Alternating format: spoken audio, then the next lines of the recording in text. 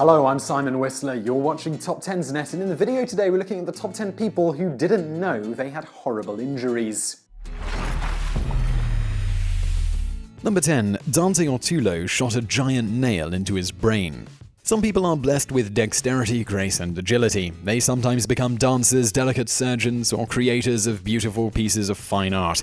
Other people are inherently clumsy, stumbling, and accident-prone. These people sometimes shoot themselves in the head with a nail gun. One such person, the only such person we hope, is Dante Autullo. His fiancée would often tease him about his clumsiness, joking that she wanted to get married before he somehow mangled his face, never knowing that one day he would get ridiculously close to doing that, and a whole lot more.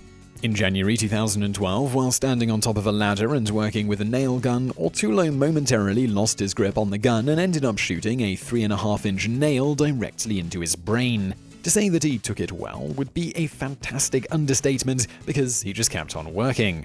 He then drove his plow truck for 8 hours, took his kids to a play rehearsal, and had a nap. The next day, he woke up with a nasty headache and decided that something might be wrong. One x-ray and about a dozen extremely surprised doctors later, and he went into surgery, where they carefully removed the nail and a section of his skull.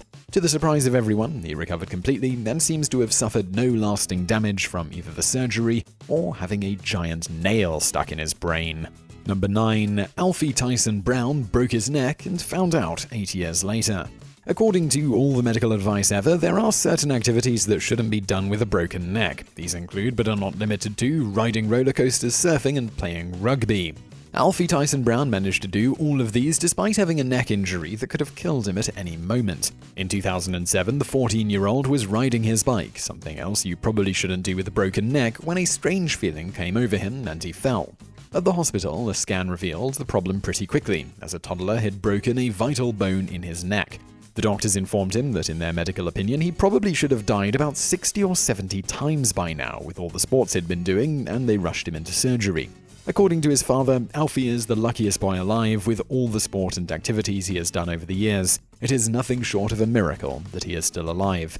A nice sentiment, but if a broken neck is good luck, we'll probably stick with the bad. Number 8. Man shot in head keeps on partying. In 2010, a Polish man living in Germany figured it was high time to see a doctor about getting a several-year-old cyst removed from the back of his head. Instead, the doctors ended up removing what turned out to be a .22 caliber bullet. The man's best guess was that it happened at a New Year's party in 2004 or 2005. He remembers feeling a blow to the head and a bit of a headache, but decided it wasn't a big deal. According to the police, he told them that he really wasn't one for going to the doctor. Their best guess is that someone somewhere sensibly decided to engage in the age-old tradition of shooting into the air in celebration. Unfortunately, what goes up must come down, and in this case, it came down right on his head. While you have to be horribly unlucky to be hit by a stray bullet, you also have to be amazingly lucky to walk away from it. In this case, the small caliber rounds didn't penetrate the skull, but instead lodged in the scalp, leaving this man with a cool souvenir of one wild party. If there's a lesson to be learned here, it's that if you live in a place where people like firing into the air to celebrate, you might want to stay inside until it stops raining lead. Number 7. Joe Nagy's brain leaked out of his nose for a year and a half. Some things are just too minor to be worth going to the doctor over. A runny nose is one of them, but eventually, after 18 months of one's nose running like a snotty river, even the most hardened among us would go to see someone about it. One such person was Joe Nagy. After a year and a half of mucus and tissues, he decided to seek medical attention for what he thought was just a particularly vicious allergy.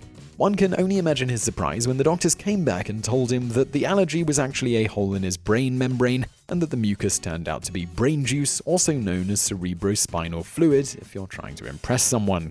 Nagy chose to go in for surgery, which basically consisted of having the hole glued shut. Once the hole was closed, the glue would dissolve in time and the body would heal itself.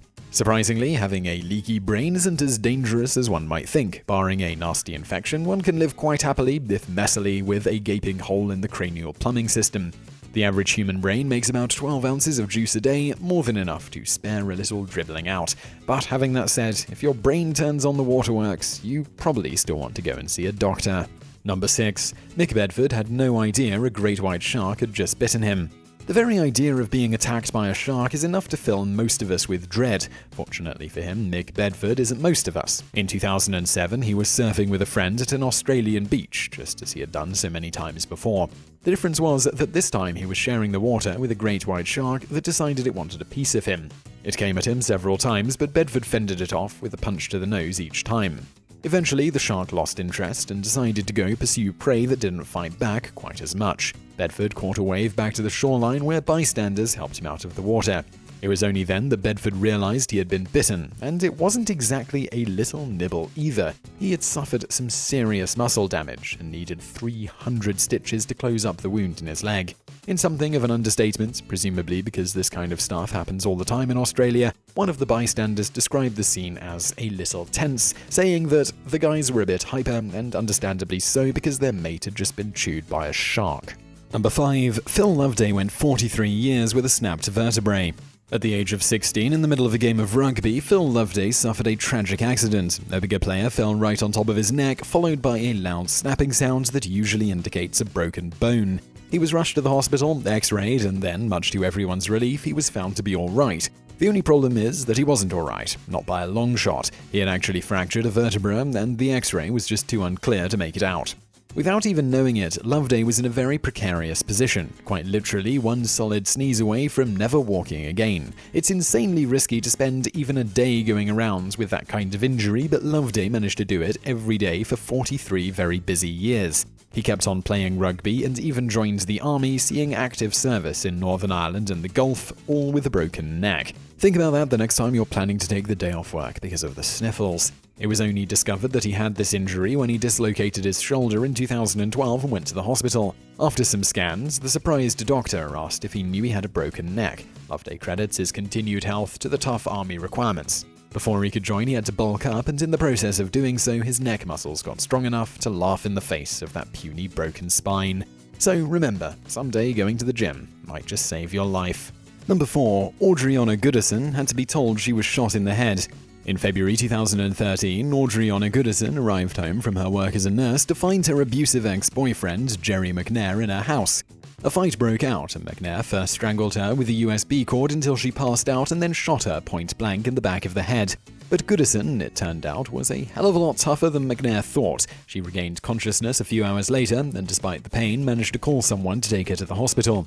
It was only after being examined by doctors that she discovered she had a bullet lodged squarely in her brain. According to doctors, her survival and recovery was nothing short of a miracle. It was too risky to surgically remove the bullet, so it's still there. The only lasting damage was some vision impairment, but even that's getting better with time. As for McNair, he found himself in a standoff with police only a few hours after trying to kill Goodison, but ended up committing suicide before he could be arrested. Number 3. Olivier Farr lost his arm and never noticed. It's often said that the shock of an accident and then the pumping adrenaline is enough to keep people from noticing even the most grievous of injuries. In 1999, a young Frenchman named Olivier Farr really put that theory to the test after getting hit by a car. As the driver sped away, Farr picked himself up and started on home, assisted by a passing motorist who gave him a lift. It wasn't until he arrived home and his mother was helping him remove his coat that he realized he was missing his entire left arm below the elbow. The person who kindly gave him a ride home hadn't noticed it was gone either. After presumably muttering something along the lines of "Sacre bleu," he decided that slapping a band-aid over his stump probably wasn't going to cut it and opted instead to hit up a hospital. Emergency personnel searched the highway around where he was hit and found his arm and managed to reattach it without any problems. The final score left Farr with 4 fully functional limbs and one hell of a story to tell. Number 2. Paul Marwan got shot in the stomach and figured it out hours later.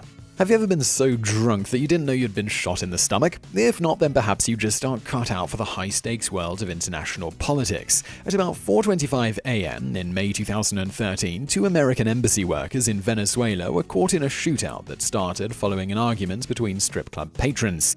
Everyone took cover until the bullet stopped flying, then checked that they still all had their limbs. One of the embassy employees, military attaché Roberto Esquiel Rosas, had been shot in the leg. The other, Paul Marwan, had been shot in the stomach, but in his case, he didn't even realize that he'd been shot until arriving home. Doctors took a look, patched him up, and both would live to drink another day. Number 1. Leif Irwin spent 4 years with a knife in his throat.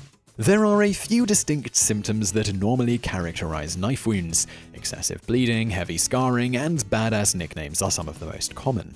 What you don't expect is for a knife in the throat to give you bad breath and a bit of a headache. Such was the case with Leif Irwin, a shopkeeper from China who spent 4 years living with such symptoms after being stabbed in the jaw during a robbery. It was only when the tickling from this stabby present got to be too annoying that he went to a doctor. Amazingly enough, the knife blade had actually broken off in his neck during the attack without him realizing, and he had spent 4 years going about his business with a jagged, rusting 4-inch-long piece of serrated metal stuck in his throat. According to a hospital official, he didn't even have a scar or wound to indicate where the knife went in. Doctors removed the blade without trouble, and Leif Irwin recovered perfectly to get on with his life, albeit with better breath than before. So I really hope you liked that video. If you did, please do hit that thumbs up button below, and don't forget to subscribe if you haven't already. Also, over there on the right, a couple of other videos you might enjoy if you enjoyed this one, and thank you for watching.